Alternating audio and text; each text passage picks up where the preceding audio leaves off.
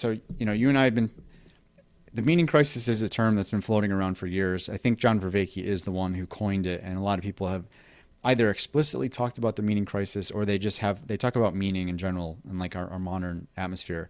So Jon Haidt wrote an article called "The Devil's Plan to Ruin the Next Generation," and we'll talk about what that is. But basically, he used ChatGPT to say how would you, if you were going to try to ruin the next generation, what would you do? And ChatGPT came up with 6 specific points, and then he talks about each of them. So like I have some thoughts. So just to keep this really high level, we're exploring the meaning crisis. We looked at Jamie Wheel and Recapture the Rapture, and Jon Haidt has a lot of things to say across a few different articles because we have this article I just mentioned. Two, there's one I just sent you about the collapse of the American society in the past 10 years, which Hmm. is multifaceted. And then from 10 years ago was the TED Talk we were just talking about, where he talks about the Homo duplex and sort of the profane versus, it's kind of about spirituality in a Yeah. sense. So let's start with this article about the 6 things. Because there's a few inroads here. What do you think? What felt, what jumped out to you the most in this article? Um, I think what stood out the most was, I guess, kind of it serving as a linking piece between, kind of I think the two topics we talk about a lot, which are, the idea of the self, meaning, but then also how that connects directly with, a question of like attention, which I feel like isn't quite as, intuitive maybe off the top of your head. And where, because that seems, I guess that connection is a little bit more ambiguous. And so I guess it just emphasizes the real danger that, smartphones and like social media offer that maybe isn't as outwardly apparent in that how a problem as seemingly like banal is like, being unable to kind of pay attention to your surroundings or kind of or hijacking your kind of dopamine system of, I feel like that's kind of like, it's kind of said offhandedly and kind of jokingly of like, everyone's attention span's going down and, everyone's kind of, but that how that might be directly feeding these a lot deeper and a lot more like insidious problems of, people feeling, loneliness and, lack of purpose and, kind of, and then on the flip side of that, extremist beliefs, tribalism. So I don't know. I guess that's what stood out to me was specifically the focus on how it kind of all it starts from this, kind of small point of just an individual's capacity for paying attention in their own relationship with reward and how they're kind of spending their waking hours, which I feel like is it seems like small, but then you realize how that really trickles down, I guess, sort of. Yeah, it's tricky to keep track of the factors that contribute to, because what are what are we doing here? It's like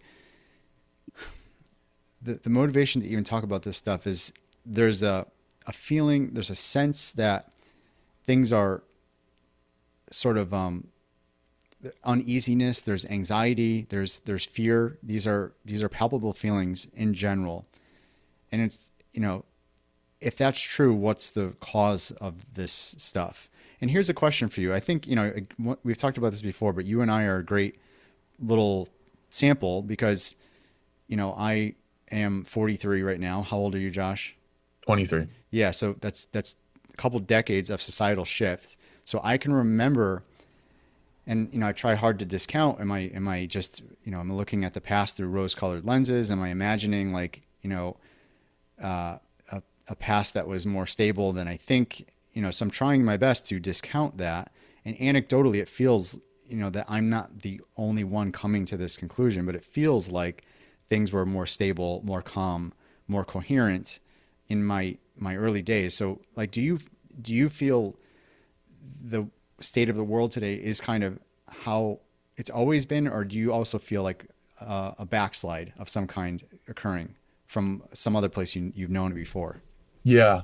I, Honestly, it's kind of hard to say because I think like I don't know, because it's just like, when I was whatever, pretty much 15 and younger, like I was maybe not paying the most attention to like the state of the world, and sort of thing. And so it's like and then, within the past like 5 to 10 years, it's like like that's kind of like the world's like I definitely do notice changes, and I guess where I would start with that is like the biggest thing I noticed is like a change also like in myself, like I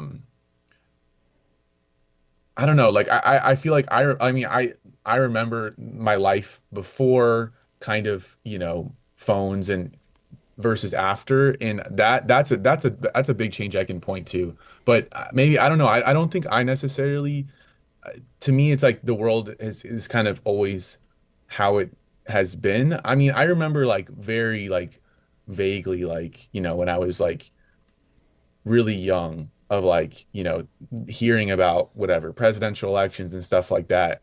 And it did seem like there was less, maybe like a little less like just total ambiguity around like what was even true, versus now. Like back then it was like, oh, this is what, the left thinks is important. This is what the right thinks is important. And then, and that was like you could kind of you kind of picked your side, and now it was like it does seem like there like in a way that I don't remember it being just like a total lack of, you know, agreement over what is even true in the first place. But I don't know. It is hard to say just because I don't remember paying attention that much to, life at a bigger scale at that point in my life. But You do remember your life though, pre phones, pre, yeah, like the other thing is, we have to account for us relative to the average person. Like, I don't know how much social media was in your life. yeah, And social media too, there's a couple flavors of that. There's one that's like having your own world and like having your friends on that world. And then so that's one kind of way to use social media. Another is just kind of being an observer and seeing what the world talks about and seeing what people are paying attention to. So like, um, when did how much of that was part of your early life, you think? Well, I would say it was honestly quite a bit like, and it was interesting. I was talking to someone recently about this, about how I felt like honest, like it was like when COVID hit, that was like kind of like a big reset. And I was saying like how it almost felt like I was waking up from a dream. Cause like, I mean, most of early high school and I mean, even, yeah, like I was using it quite a bit, kind of the classics, all the, what everyone else was had. And like, I think I got my first smartphone probably like eighth or ninth grade. And I was like I used it quite a bit, honestly. And, um, but then, yeah, it was weird. It was like, waking it was like when COVID hit and like I was kind of really kind of had to take a step back from all of that. It was like, yeah, it was like weird how I just kind of like snapped out and I was like it's like whoa, like where am I almost all of a sudden, like, kind of like a disorienting sort of it was a weird experience. And so I guess that's the real biggest change, because it was kind of like it was like that period, um coming out of it. I felt like I could remember what came before, which was kind of my life. I was pretty like blessed as a kid to like grow up. Like we moved around a bit, but like I like, spent a lot of time outside. Like I had like two brothers like hanging out, a lot of friends, like, close with my neighborhood friends and stuff like that. And I don't know, it felt like I could look back at that time and see like a kind of a consistency in my life, sort of. And then it felt like, my whole period of like high school on sort of was just kind of like a blur. And then I was like, when I woke up on the back side of that, I was like, okay, and now I'm back to just a little bit more. It just felt a little bit more stable and like grounded and not, totally flooded with this information. So that's kind of I guess the phases of my life that I can kind of delineate in my mind, sort of. Yeah, is COVID the thing that made it feel like weird, or that's the thing that made it feel like, sorry, go ahead. I think COVID was just when I really had to take a break from all of that. And Yeah. it was also it was also a break from, the kind of intense social environment that is just high school generally and stuff like that. So it's like I think that probably had its own impact. But I think, social media and stuff like that, because I was just away from, I mean, like I don't really know. I think for me personally, when I was during COVID, I guess I was just in a thing of personal reflection and stuff. And so I kind of decided to like take a break from social media and all that stuff. And so, um, I think that's also that's why it was kind of like a snapping awake moment, because it just, yeah, it just felt like I was like really like back into myself again, rather out of this like very, kind of confusing social mess Yeah, soup so sort of almost, thing. going back to the article, Jon Haidt describes, this environment where I'll just try to go through it quickly and layer in Yeah. anything you think I'm missing. So these are kind of six elements of, this social media fueled, internet fueled environment. One is the erosion of attention. You were just talking about attention. So first, these are kind of what, through a fictional conversation with ChatGPT, these are the elements of what you would do to kind of ruin a generation, so to speak. So first is you kill attention by addicting youth to constant stimulation and micro bursts of dopamine. Their capacity for deep focus is destroyed. So he sees that as problem number one. Problem number two is confuse identity and purpose. The plan replaces rooted values like family and faith with fluid performative identity management managed for external approval. So the third is being flooded with information and starved of wisdom. So we're all immersed in short-lived content and AI slop that lacks historical guidance or truth. The fourth is replacing real relationships with a simulacra. So that's like friends and likes on social media as opposed to real uh, interactions. Normalize hedonism and pathologize discipline. So this is kind of like infinite jest or like infinite amusement, where our world kind of prioritizes immediate comfort and consumption over hard things and setbacks. And then finally, six was undermining trust across generations, which means, typically traditions would pass down accumulated knowledge and wisdom from generation to generation. And now it almost seems like, so that's like a vertical passing down of information.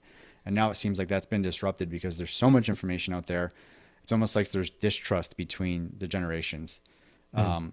So all of these sound like, when I read an article like this, I'm like, okay, Jon Haidt is a social scientist. Which, in this case, because we've talked about two articles. One, he's talking about American society, sort of problems over the past 10 years. And this, he's specifically talking about the upcoming generation. And I think everything, because he just read a book called The Anxious Generation, right? And I'm sure Yeah. that this is like a little glimpse into that book. Like if we were to read the book, I'm sure this would be. So I guess there's two things that jump out at me. One is how these are sort of the individual consequences, but they all sort of tie to the internet and social media. Yeah. I can't help but see that. And another thing about when reading this article is like, this is how you would screw up a upcoming generation, so to speak. But how about the incumbent generation that's already screwed up too? Mm. Because at the end of this article, he goes, "How would you protect, against this?" And then he goes into, emphasize.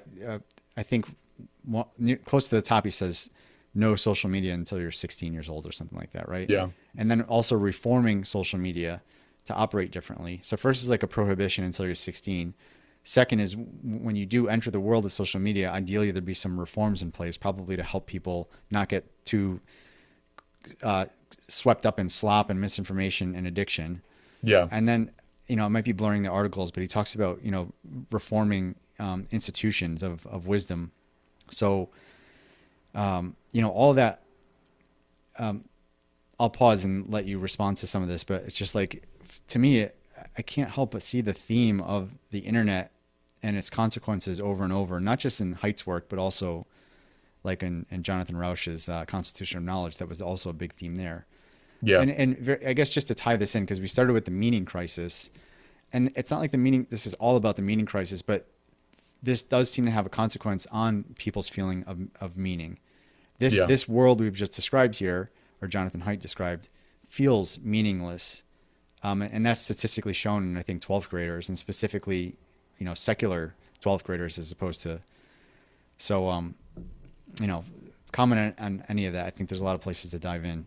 Yeah. Yeah. I mean, yeah, that's like it's something that I feel like I came to the same conclusion and of just like, it being something so like it's interesting that we were at this point in human history of like, I mean, for thousands of like I don't know, we've always been, developing new technologies and things that, new forms of entertainment and stuff like that. And it feels like we're really on this cusp of, or maybe we've already surpassed it of, we like I mean, these are all playing on real human, cravings for, flashy objects, like, it plays on your fears, it plays on your desires, it plays on your all these things that are, you know, like they're not bad in the right context, but it's just, it's kind of a hijacking, like you say, like a short circuiting of those things that, there's a reason they have appeal. And so it's like it's a weird place that we're in of like we need to as a species of like recognizing that, you know, this is like we have these things that are built into us that, are in the right circumstances function well, but like we've, made something that takes them too far. And it's like a weird sort of place of like, um, we're gonna have to kind of like put like, I mean, somehow, kind of put Pandora back in the box of, you know, it seems that way. Or maybe, I guess that maybe there's an argument to be made that this is, kind of a next step in human evolution is, is kind of adapting to these technologies, and we're just kind of in an awkward, evolutionary stage. I don't know, curious to hear what you think about kind of those two views, sort of. Yeah. So um, putting the genie back in the bottle feels impossible. So, the internet's here, it's landed, and it seems to have all these consequences. As we're talking too, I'm just imagining people, what would they object to? Like, we started with, it feels like there's some widespread problems in society. People might object to that and stop listening. But okay, let's walk further down the line. So we're saying, okay, these symptoms we're seeing in society, the common denominator seems to be the internet. So in one hand, we have these basic we have human attention, we have fears, we have desires, we have meaning. Those are all like kind of built into the human psyche by default. But this accelerant of the internet kind of rushed in and jacks all those to like the max volume, right? Yeah. So it feels like the human psyche's always been vulnerable in this way, but somehow the internet is pushing all the buttons at the same time. It's like a big overload of all those circuits, and it makes the world feel like cloudy and noisy and hard to orient yourself in. So we can't put the genie back in the bottle. It just seems impossible. So what I wonder is like, what you said next was adapting, and how can we adapt to this? And this is tricky because Cal Newport comes to mind. I think he was actually mentioned in one of Haidt's articles too. Do you know Cal Newport? Yeah, I think I remember, not like super familiar, but I remember Yeah. mentioning, yeah. But bottom line of his, he worked at Google. I think he's a philosopher in computer science, and I don't know if he's still with Google, but he's been one of the outspoken voices on how the internet. Do we use the internet, or does the internet use us? Hmm. And he's really advocating to make sure it's the latter, and that means like digital minimalism, he calls it. Like basically rip everything out of your life, and first put your technology away, and then think about what your goals are, and then only reintroduce technology if it supports those goals. Hmm. Otherwise, what will happen is the technology is going to show up and it'll just hijack your goals for you. It'll give you goals like scrolling and watching and binging. So that's where he's trying to invert that relationship. Technology could be a device, it could be a platform, an experience of some kind. That's the shiny thing that we tend to just pay attention to, and then our attention gets exploited, and then the power dynamic is reversed. So the technology starts using us by pushing all those buttons. So what Cal Newport says is, first, put it all aside, get back in touch with yourself, think about what you want your life to be, think about your goals, and this is I think the very hard part. It's the simple statement, but it's pulling this off. I think is actually much harder than it sounds. Is only use technology if it supports those goals that you've decided are important to you. So when we think about adapting, I think Cal Newport offers the best blueprint of anybody. And the thing is, this blueprint has been around for several years now. And so the question is, how would that ever get uptaken at scale? Yeah. And I do see some signs. Jon Haidt's book, I think people are interested in it. I think people are interested in talking about, why things feel so messed up and understanding what the root causes are. So one possibility is that, I had a similar experience to you during COVID where there was so much going on and so much noise and junk. And that was like a culminating moment where I really put it all aside and I got back in touch with my world and myself outside of that. And I have to say, post COVID, yes, it's nice to be out of the pandemic, but also the kind of the chaotic internet world seems to have booted back up again, Yeah. largely, but also in my life. Like you can't 100% avoid it. It feels like Yeah. impossible to avoid it entirely. So COVID felt like a nice sanctuary period for me, but also now I feel like I'm one step back into it only because Yeah. I can't avoid some part of it. So, but I do feel like people are kind of questioning internet engagement more often Yeah. than maybe they used to. So I wonder how this trend will evolve. Yeah. I think I mean somewhere my mind goes, I guess, is I mean, it seems like the place where this could start. I mean, well, I think where it'll start is, always at the level of the individual and people making these choices. And maybe that'll inevitably shift. I guess what I was thinking is, how will it be possible to, incentivize the companies making these technologies to, have them, to create them in a way that is with people's, interest in, because like, I mean, I think there's a lot of stuff out there where people are, pretty really pointing the finger at like tech companies and stuff like that, preying on people and stuff like that, which, maybe could be true, maybe is true, but I think in a real way, like, I mean, they're making these things and they're appealing to a real human desire and want. It's a demand, a supply and demand. They're just feeding a demand.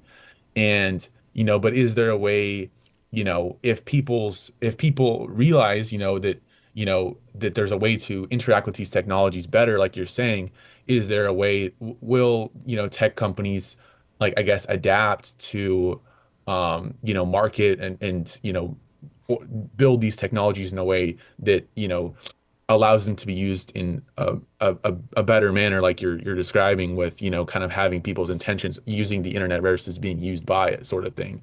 Um, and that's a hard question, maybe, but I don't know if you have any thoughts about that. Yeah. So the first book that drew my attention to this was called Stolen Focus, and this was a book I think in 2022.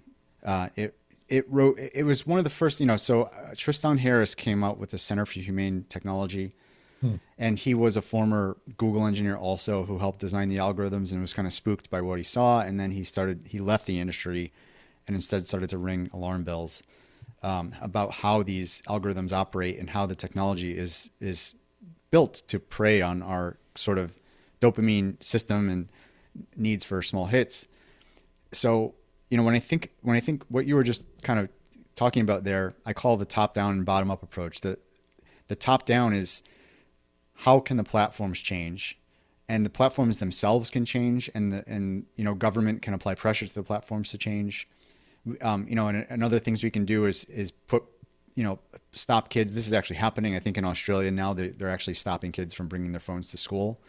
And I know in EU that's happening as well. So one category of solutions here are these top-down top-down approaches where the platforms themselves do what they can. Small things come to mind, and unfortunately, I'm not optimistic about where this is going lately because there were signs of, fact checking and community notes, and because there's multiple problems here. There's the truth problem. There's a lot of slop in information, and then there's the addiction problem. So there's multiple problems to solve. And what I see so far is that I think there's some recognition, obviously, that we need to change some things. So we're taking the simplest approach, like get the phones away from kids below a certain age and get them out of school. Another school, I think it might have been in Denmark or one of the Norwegian countries, was just removing all digital from schools. So even laptops and tablets, things to learn on. So they're even if they're educationally oriented, they're taking them out of the schools. Hmm. So these are all types of top-down controls. It feels like a drop in a big bucket that will take a long time to actually make any difference. So then there's the other half, is the bottom up. This is where you get back to Cal Newport, and this is where you get, frankly, to self-investigation, because it's how do you defend against this? I mean, yeah, you can sort of appeal to somebody that they are being used by the internet and how to invert that relationship, but that requires at least a little bit of self-knowledge of like, okay, Hmm. I do have an intrinsic desire for meaning, and I do have an intrinsic desire to be distracted, and I do have, I do have fears that can be preyed on. It's almost like you need to develop this, meta attention or meta awareness of yourself. Because if you're going to go sit down, if you're going to go plunk down with your iPad, in a split second, you're going to be in relationship with that system again. So the Yeah. only way you possibly have a chance is to monitor yourself while you're using it, right? Mm. And this is insane. I mean, even take the most prolific meditator in the world, they're still going to be fully immersed sometimes and not be able to see themselves. So Yeah. it's really tricky. So, I think in that book, Still in Focus, I think he puts the onus on the top down approach entirely, which I see as, that can't be the case. We can't sit around and wait for these devices to get more friendly, or government to control everything and make us Yeah. safe again. We have to go to the bottom up approach. I don't see it as either or. It has to be both. And the only thing we have 100% control over is the bottom up approach, which, Yeah. goes back into, again, not to harp on self investigation, but self investigation, as far as I see it, gives you the framework to sort of see, here are the strings that I have in my head and my mind, and they're all being tugged and competed for. My attention, my desires, my addictive tendencies. You have to develop some relationship with those in yourself in order to defend them, not just from technology, but anything in life, right? Yeah. So, um, basically, if I look at an article like Jon Haidt, I see that as like, okay, this is a sign that mainstream social scientists, which is different than mainstream public, right? This is just a small sliver of our public. It's like, okay, mainstream social scientists, there seems to be some consensus that something's wrong, and here's how we fix it. And he's kind of emphasizing the top down angle, which again is important. But then all we have right this minute is the bottom up approach, and that's where kind of we're always talking about that end for other reasons, but it just happens to be a really relevant intersection with what Jon Haidt's writing about and what we talk about so often, which is just understanding ourselves. Yeah. And I guess somewhere that takes me, I guess, where I kind of was, I don't know, it's kind of a more of a question mark for me where um I feel like at least how I read the article and then also watching the video and stuff, I don't know, I mean, I don't know Jon Haidt's like really official stance on this, but I think you could read this as honest as like even a defense for a return to organized religion or at least some sort of like spiritual, tradition and stuff like that. He talks about how, the students that like I forget exactly how he describes it. It's like the ones that showed the highest like degree of life often feels meaningless were those like liberal who religion Secular. wasn't important to. Yeah, Yeah. secular. And then at the those at the least were the ones that, like conservative where religion was important. Which seems to kind of argue for a kind of return to like roots and traditional religious values and stuff like that as sort of a grounding force, which is I think interesting because I think that's where maybe we slightly deviate as a project where because I think like kind of like we were talking about in the very beginning where it is a very slippery slope because that has also shown to have dangers associated with it.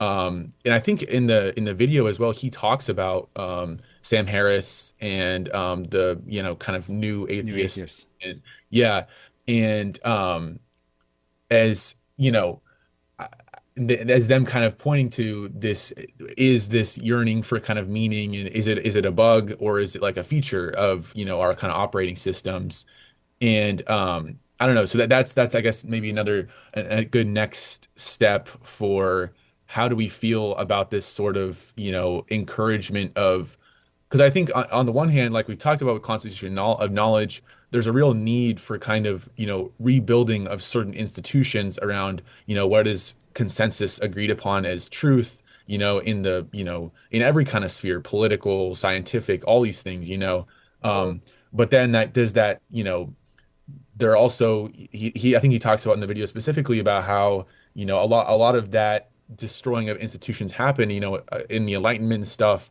where there was a questioning of Catholicism, mainstream religion at the time.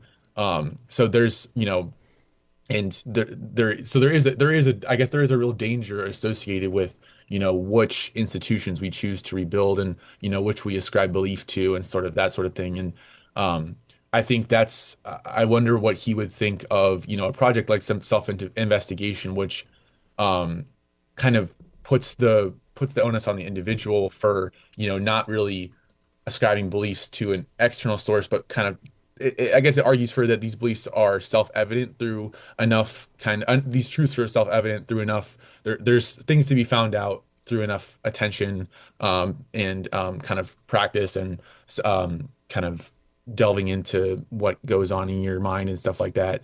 How he would, kind of compare that to what he almost like. I don't want to say he was arguing exactly for a return to religion, but it seems like a kind of like he uses it as an alternative, I guess, to what we're currently facing. Yeah. But Yeah, let's just let's do a little inventory of everything we've talked about so far. So yeah, first, again, like just going through the whole how we got here. So first, we're saying, society seems to be uneasy. What's the cause? The internet seems like a common denominator. It's kind of pushing on all these really vulnerable spots in the human psyche. So then the question is, how do we get ourselves out of this? We talked about top-down regulation of internet platforms and bottom-up self-understanding. And now what we're introducing here is there's kind of a couple things, but one is uh, like communities and shared worldviews, because that we can talk about that for a second, because even in the statistics it showed that kids that belonged to some kind of tradition and faith community were more resilient to this feeling of meaninglessness. Hmm. So that is something. And another thing that Jon Haidt brings up earlier in his work 10 years ago is how, we all sort of want this transcendent experience somehow, Yeah. whether you choose to call it spiritual or religious. William James called it religious 100 years ago. Some kind of transcendence. So this is that homo duplex idea that we are of two kind of capacities. One is the everyday selfish me and me, right in front of us, but we can get above that somehow. So we'll I guess table that second one for a second. We'll just talk about organized communities as a something to hang on to and help people be resilient. And what would how would Jon Haidt place what we're up to? Ultimately, I think they're all compatible, because I think, when we think about self-investigation, it should be a neutral framework for someone to take themselves apart and recognize all these, vulnerable spots and capacities they have inside. It's like, okay, we aren't tough and resilient. Like the moment our eyeballs hit the internet, or something travels through our ears and our senses, we're vulnerable, like no matter how tough we are. And the way to defend against that vulnerability is some kind of meta awareness of ourselves. And how do you cultivate meta awareness? Well, we know it's not simple, but generally, like mindfulness training, education about the mind and cognitive science and psychology, you travel that road and you begin to develop self-awareness as some kind of muscle. Okay. So, when I see the self-investigation project, it's a way to do that as a community. Obviously it's a very small community, but it's a way to not just be resilient as like us as individuals, but us to actually talk and help each other do this as well. So in that sense, I see this as, it's not equivalent to religion, because a religion, I think, comes along with, here's how to see the world, here's how to conduct yourself, here is meaning. It force feeds you those things. Not to say that in a negative sense, because, in a way, people don't have to think. You just plug into the religion and have faith in it, and it'll keep you safe from a lot of the stuff. And I think that's a true statement, right? You can't Yeah. argue with that. People might have misgivings about religion, but you can't argue with the fact that it does keep people safe from a lot of stuff. Meaning, Yeah. here, if you adopt this worldview and these beliefs, you're going to have a defense system against a lot of the ways society might entangle you and might cloud your view. So there's something to be said for that. So I would say the game here is to salvage as much of that resilience as possible without also smuggling in beliefs and worldviews and too like heavy-handed morality. I think Yeah. you can still have community to see the state of the world and see how all these things are exploited and the consequences they cause. And as a community, you can look at all those things and acknowledge them and then guide each other out without maybe the other baggage of religion. And that's just my quick take on this. That's why I think, Yeah. and it's also not trying to disparage religion either. That's a tricky line to walk. Not all religions are equal, first of all, but to the extent someone can be grounded in a faith framework and survive society, that seems like a positive thing. When there is a conflict in there somewhere with that and self-investigation, because self-investigation ultimately sort of asks, if not demands, anybody to take their ideas apart and live without appeal, so to speak. Yeah. So but you don't have to resolve that conflict, and you don't have to, like, it doesn't have to be this versus that forever.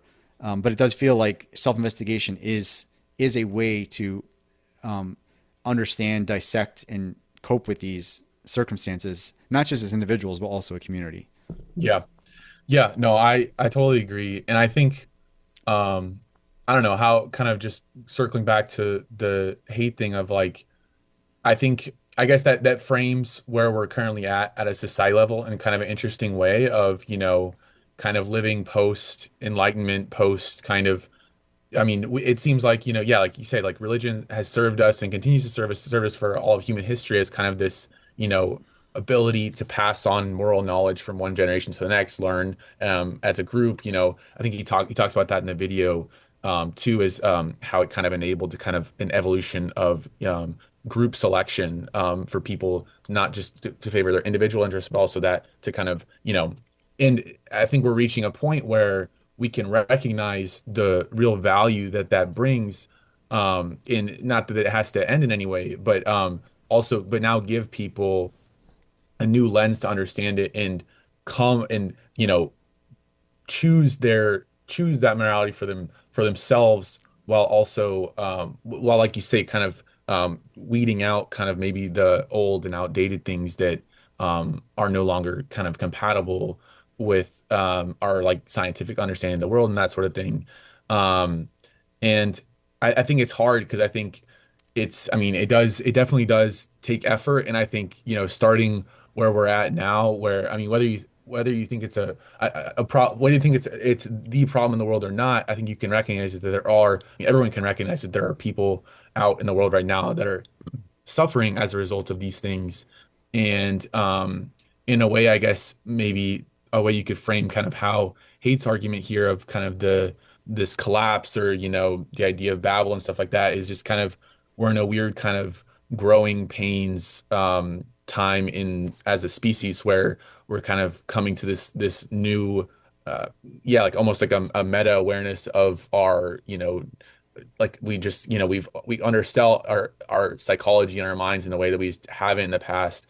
And now it's just kind of put a lot of these, things we kind of took, kind of for granted for a while, up for question, which can be painful, but also kind of opens the door to this new level of understanding and investigation, which I think is promising. I think I think at least in my own life, and I think you'd say the same, is like, that is the way. It gives you a lot more. I don't know. It just gives you. I feel a new level of kind of, appreciation and understanding in a way that I didn't before. That I'm glad I guess I'm glad I kind of went through that struggle of kind of learning and questioning and deconstructing to then have a more holistic view, sort of.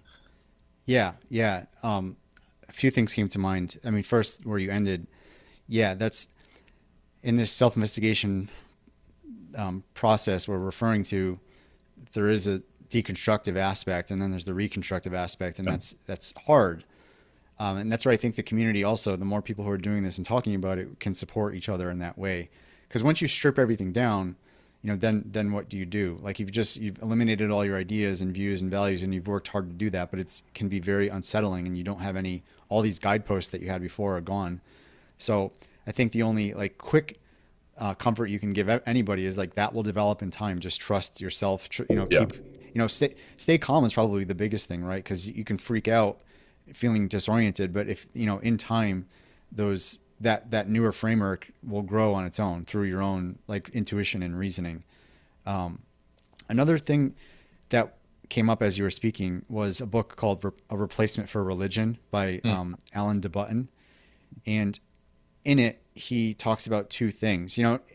This is kind of a great book because I think it marries Jon Haidt's world and our world perfectly. It's kind of what I was trying to say was that, what's positive? What is it about community that makes people so resilient? I mean, it's a togetherness. It's a shared experience. It's like we have these shared vulnerabilities. It's a shared. We all suffer from these circumstances. So how can we help each other out? Now, I think so that to me is the essence that's really powerful. Now, along with that essence comes in religion comes a lot of other stuff and rituals and beliefs, and that's where I think the middle way, so to speak, is capturing that essence, and that's what is the essence. So this is where I'll bring in that book for a second, The Replacement for Religion. I know he emphasizes a few things, but two will be very familiar. One is fallibility, just recognizing that our perception, our cognition, the way we see and perceive, it's flawed, and also understanding how Nietzsche basically declared that religion is dead and that there's going to be a problem. So Alain de Botton in this book, Replacement for Religion, does a couple things. He says, okay, the Enlightenment wiped out religion. Nietzsche called it, and we're going to be in trouble because while religion had flaws, it was keeping us all on the same, Yeah. on the same page. But then he says we don't need to bring religion back, but what we should respect is what religion was getting right. And this is where he points to fallibility, recognizing that we're not perfect. I don't think this is universal across all religions, but fallibility is certainly a big part of many religions. It should be, is recognizing we're not individually perfect, and also having a sense of awe, which I think goes back to Jon Haidt's homo duplex argument. Recognizing something bigger than ourselves. Yeah. I think both of those are ways to snap out of your world of one. You don't see everything properly, and the world is much bigger than you. So if those two elements are part of something, such as the self-investigation project, I think you're on the right track. So anyway, I don't know if that came across clearly, but the replacement for religion was tackling this problem. Religion has served as the safety net. We don't have it anymore. How can we retain the safety net?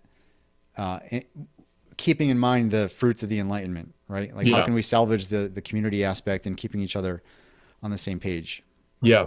No, absolutely. And that's like, I think that I totally see the direct kind of like what Haidt talked about in the video of like the staircase, and, how do we, you know, keep that path that, he talks about it's kind of being at the center of everything we do, it's in sports and how, people say being part of something bigger than yourself. And, so it's like, I don't think it's, I think yeah, it's not going anywhere anytime soon, but I think there's a real way to utilize it and to mechanize it that does, and I think that goes back to what was the name of the last guy with the video we talked about? What was Jamie Wheel, yeah, Wheel. Recapture the Rapture. Yeah, Recapture the Rapture, where he talks about kind of, using that in applying it in a way that still preserves our investment and communal, wanting the betterment of the people in the communities around us.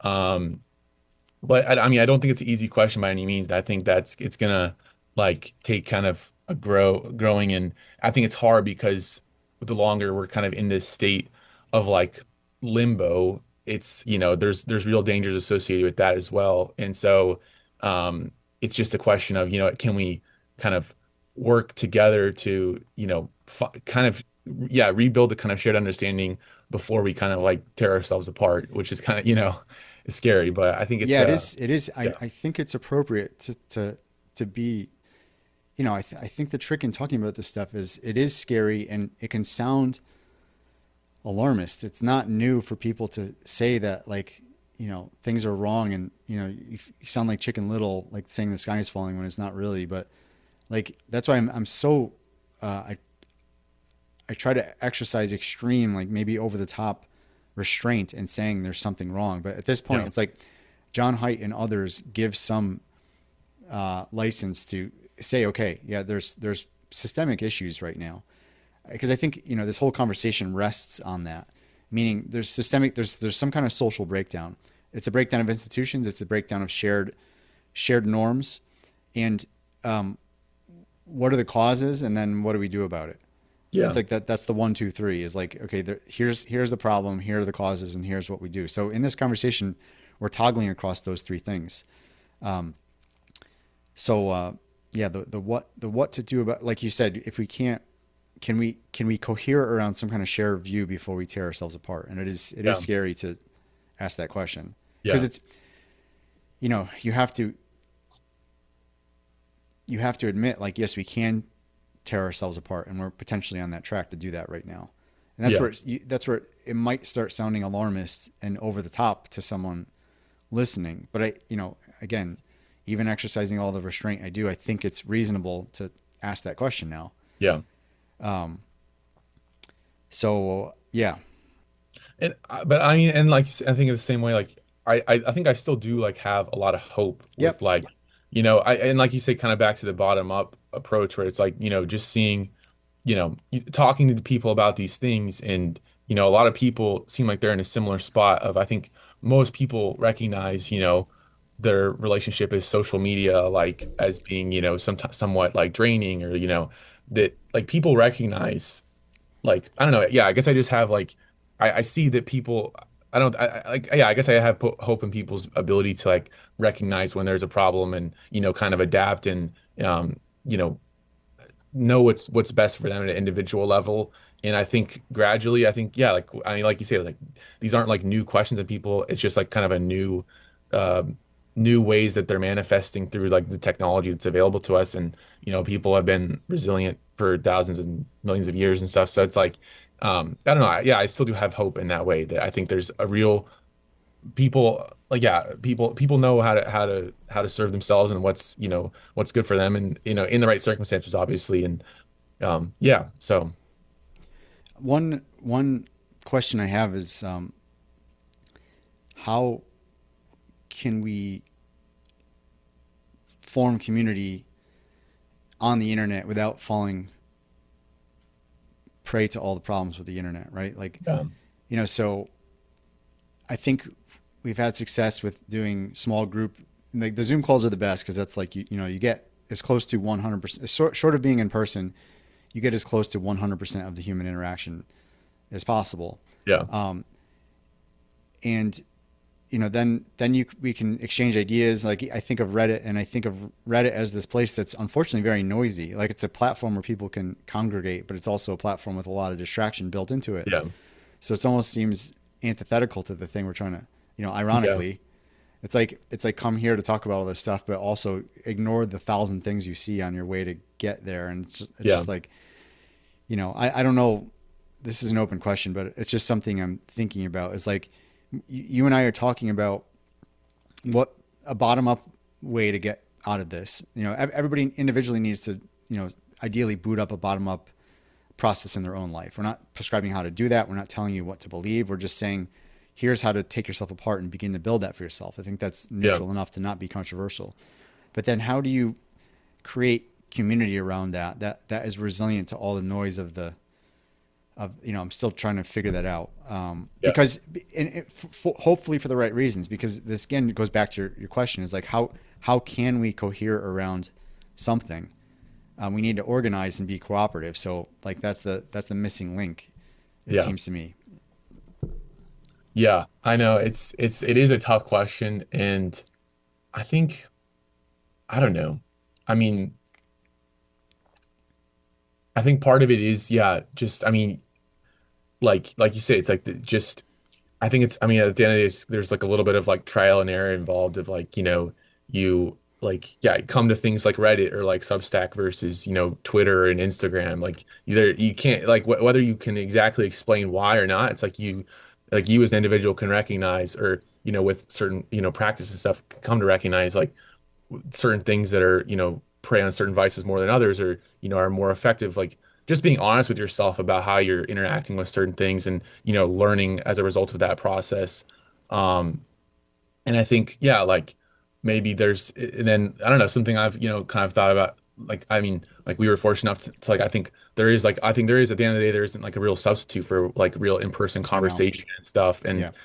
that was a real like privilege. And I think down the line, I think that could be a huge benefit of, you know, if they're, local kind of like, if this could be like a thing where people meet like locally discuss and like over Yes. coffee or Totally something. agree. Yeah. Yeah. I mean, that's aspirational, and there's like some things to think about there, but it's so true that the the in-person element is, massively powerful.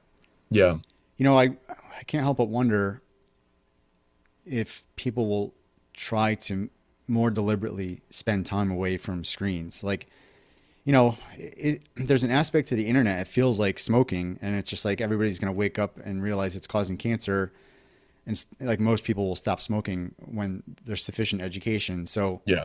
the internet won't quite be the same way because it's not 100% cancerous, but a lot of Yeah. the, in this analogy, a lot of the aspects of it are cancerous. So you can't just like cut it cold turkey, but can you drop it way down? And when you do drop it way down, like what are the ways to stay in touch?